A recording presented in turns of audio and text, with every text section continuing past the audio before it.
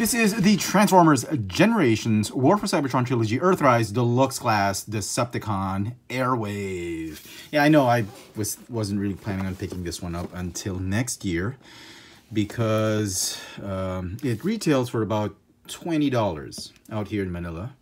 And if I wait another 5-6 months next year when they've released Kingdom, this will go down to about $10, but I don't know, he kind of looks great. I actually thought he looked great up close when you hold him in packaging. And the store where I picked it up, Toy Kingdom, the particular branch had a 10% discount on all Hasbro products. So I got him for $18. I thought that wasn't such a bad deal. So yeah, pretty cool. If I end up liking this, I might just go ahead and hunt down Ironworks. If a store is selling it on super low retail price, we'll see. Let's get him out of packaging. And here is Airwave out of packaging, and you can clearly see he's a very stocky kind of robot, very bulky in his limbs, his legs, his torso, but he has this really squat head. And I think that's what makes him so likable, is his head sculpt. It feels like a Shockwave head, but it kind of feels like he's got 2 eyes and a blunt nose. I don't know, but it works for me. I'm actually pretty happy with this. And you got asymmetrical arms. Now, one is a fist and some armor or shield on it.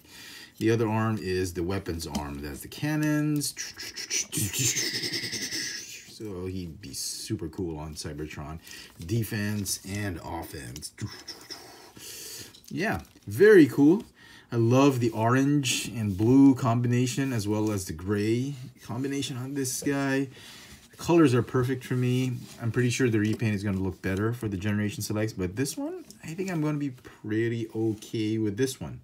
Articulation for the figure. He's got a swivel neck that can go up and down because of transformation. Waist swivel. Shoulders, arms go forward and backward, go in and out. Elbows can swivel, bend, same with this one. Wrist, no articulation. This one, rotate, I suppose.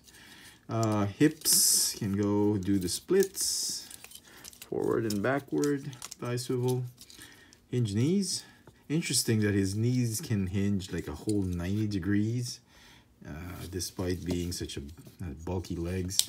And the ever-present ankle rockers. Now, to transform him, he has technically 4 modes.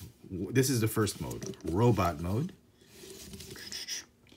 And the other 3 modes are the different base modes or battle station modes. So we'll get right to that. And to do that, you're going to need to disassemble the robot mode into its various components, this basic building block components. So arm, like that. This arm you can go ahead and transform it because it's going to stay this way in most of the configurations. Now split the torso right here, rotate the head, okay, and then fold it down like that. Okay. The legs are going to split up like that. The midsection or thighs are going to fold up like this and tab onto the waist piece. It's going to stay like that for most of the configurations. Now these, you're going to open up this way. Okay. You're going to open up this way. Okay. So these are the basic sort of Lego building blocks you have to form the different combinations. Let's go and do his battle station or weapons mode system first, because I think that's the weakest out of all the configurations. So what you want to do is you want to get this, okay, and then you can do this, okay, flip everything under like this. And then once you've done that, you want to go ahead and fold the ankle rockers like this. And then you're going to want to get the thigh pieces or the lower torso section. You want to go ahead and combine these pieces like that, so that both legs are combined. And then you want to detach them here, like this. At this point, you want to get this, the main torso, and then you want to combine it here. Okay. And then this one is going to plug in right here. Feet are going to plug into those pegs. And then this one's going to plug in right here. And then the guns are going to plug the guns right here. And then this last bit right here, you're going to want to unfold this peg hole right here. And then find the, I guess this is the shoulder, right? You're going to fold it like this. Okay. And then this one's going to stay right like this. And there you go. This is the, I guess, the weapons array mode or battle station mode. Not battle station, but cannon mode. Once you've taken the weapons array back to the original, the building block pieces to form that rolling barge or battle station base mode, you're going to form the command center by combining both torsos again. And then you get the feet, and they're supposed to connect this. Just line it up properly. Okay. This. Okay. Make sure they're flat like that. And then this one, I guess you can combine on the other side. Okay, and the two guns, they're gonna sit right here. This one is going to sit right here. This last bit is gonna on top. It's like a chimney or a, no, it's more of a watchtower right there. And there you go. This is I guess a rolling base. There are wheels right here, so you could literally roll. A rolling fortress, I suppose, a land fortress, and as such, you get some land-based vehicles, Micromasters to get on with this playset. So that's pretty cool. And now on to his last mode, which is I think my favorite, aircraft carrier or vehicle deployment mode. So what you want to do is you want to take out everything again.